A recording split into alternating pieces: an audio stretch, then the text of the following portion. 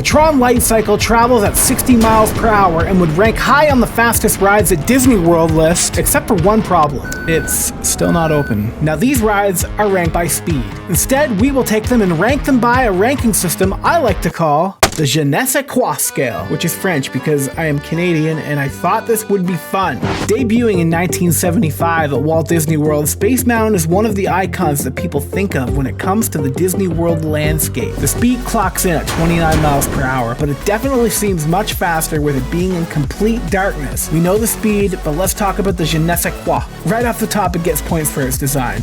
The show building is uniquely Disney and instantly recognizable, but for me, that's where the cool factors end. The queue is boring, you just stand around, there's long waits, not even its history or the fact that it's in the dark or that has a really cool ride show building. None of those redeem it for me.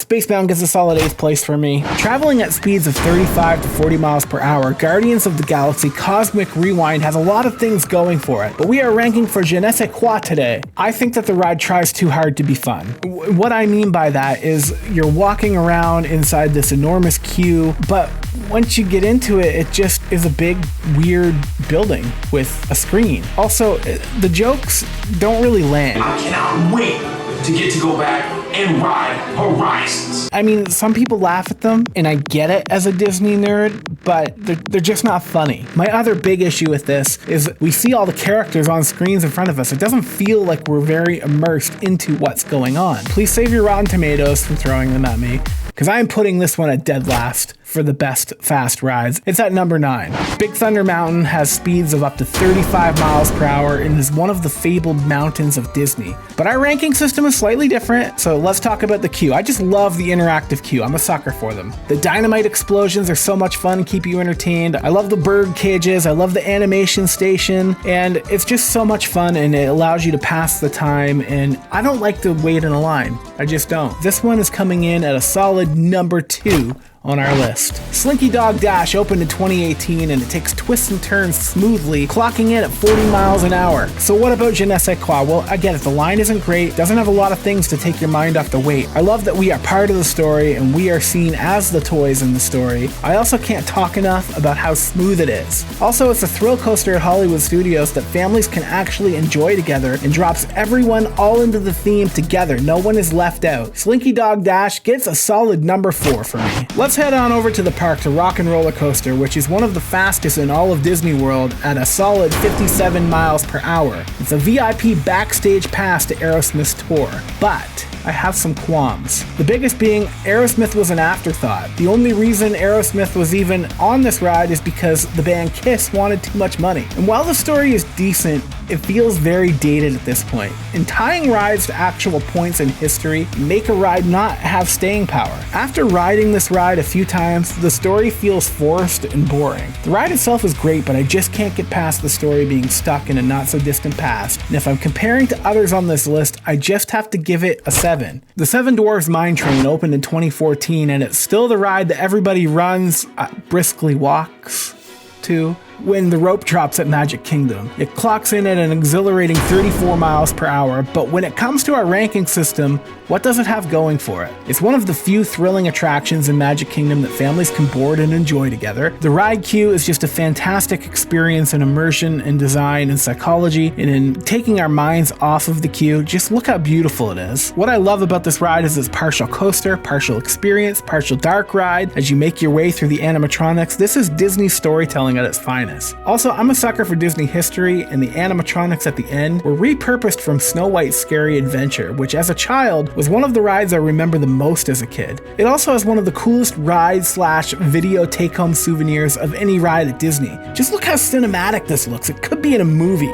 I'm giving it a 5. Test Track is the fastest ride in Disney World at 65 miles per hour. The ride was originally opened in 1999 and was sponsored by General Motors as an experience that allowed you to go through the GM facility and see what test cars go through. In 2012, Chevrolet took over as the sponsor and Test Track was given a more futuristic look and gave guests a hands-on experience in the queue. Who doesn't love designing your own car? This ride takes you around the track and you feel every mile of the 65 miles per hour. part. It's a fun ride, but I just can't get past one thing. I'm just gonna say it. It bothers me to the core that the design of your car has no impact on the ride other than giving you a ranking at the end. I love story, and for me it would be so much more fun if your design had an impact on how fast you went, how fun it was. Can't get past it. And it plummets Test Track to a number 6 for me. From the first time I did the Expedition Everest, I was instantly in love. On the speed scale, this one ranks at 3rd fastest at 50 miles per hour. Legendary Imagineer Joe Rohde and his team filled this experience with culturally relevant artifacts.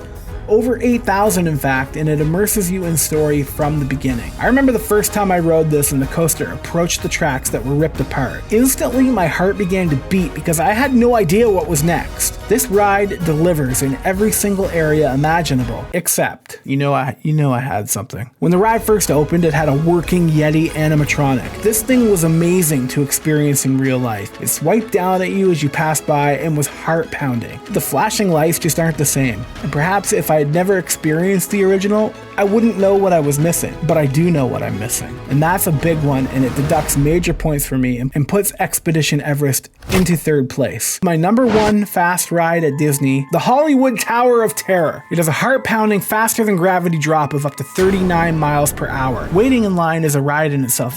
Just look at this queue with the cobwebs and artifacts. And it actually has priceless antiques and artifacts from the show inside the ride queue. And the bellhops just make this what it is. It's perfect. It's the only ride I can go to and be dreading the entire time, but every time I get off of it, even though I don't want to, I will ride it again and again. They take advantage of psychology with its storytelling and its immersive theming, which Disney is a master of in so many ways. They even have this secret lab in Austin, Texas, where they seek to understand the brain, and you're going to want to watch this next video to see how. I'll see you next time, pals.